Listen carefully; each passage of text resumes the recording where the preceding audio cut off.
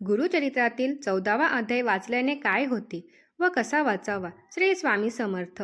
नमस्कार मित्र आणि मैत्रिणींनो. बऱ्याच जणांना माहिती नसते की गुरुचरित्रातील 14वा अध्याय का वाचावा किंवा कसा वाचावा, त्याचं महत्त्व काय आहे, हा अध्याय वाचल्याने काय फायदे होतात, अध्याय वाचताना संकल्प कसा करावा, किती दिवस वाचावा, हे आपण आजच्या व्हिडिओमध्ये जाणून घेणार आहोत.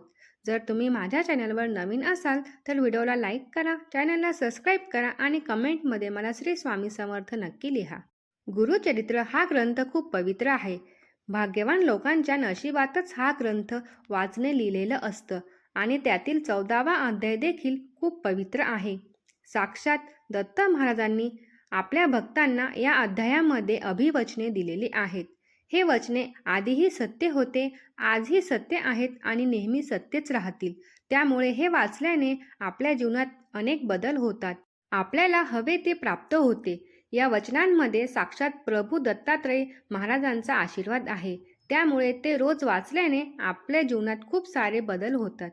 भगवंत हा सर्वीकडे असतो, पण ते सर्व आपल्या विश्वासावर अवलंबून आहे आणि हा आपला विश्वास वाढावा म्हणून हा 14वा अध्याय दिलेला आहे. हा अध्याय रोज वाचल्याने आपले घर पवित्र होते. या अध्यायातील मंत्रांचा आपल्या घरावर किंवा घरातील व्यक्तींवर सकारात्मक परिणाम होतो आणि त्यामुळे घरातील वातावरण प्रसन्न राहते. घरात राहणारे व्यक्तींना दीर्घ आयुष्य मिळते व त्यांना नोकरीमध्ये किंवा व्यवसायामध्ये सतत प्रगती आणि यश मिळत राहते. त्यामुळे हा अध्याय घरातील एका व्यक्तीने रोज वाचावा. हा अध्याय आपल्या घराचे कवच असतं. या अध्यायातील मंत्र सतत आपल्या घराचे आणि घरात राहणाऱ्या व्यक्तींचे रक्षण करत असतात. या अध्यायामुळे आपण सतत महाराजांचे स्मरण करत असतो. गुरुचरित्रातील 14वा अध्याय आपण जेव्हा रोज नित्यसेवा करतो त्यावेळेला वाचायला पाहिजे किंवा सायंकाळी देखील वाचू शकतो. फक्त दुपारी 12 ते 12:30 या वेळेत हा अध्याय वाचायचा नाही, कारण ही वेळ दत्त महाराजांची भिक्षा मागण्याची वेळ असते. असं काही नाही की संकल्प करूनच वाचावं. ज्यांना संकल्प करून वाचायचा आहे त्यांनी सकाळी आपल्या उजव्या हातावर पाणी घ्यायचं आणि संकल्प करायचा की मी इतक्या दिवस या अध्यायाचे वाचन करणार आहे, माझे अमुक अमुक काम आहे, असं सांगून या अध्यायाला सुरुवात करायची आहे.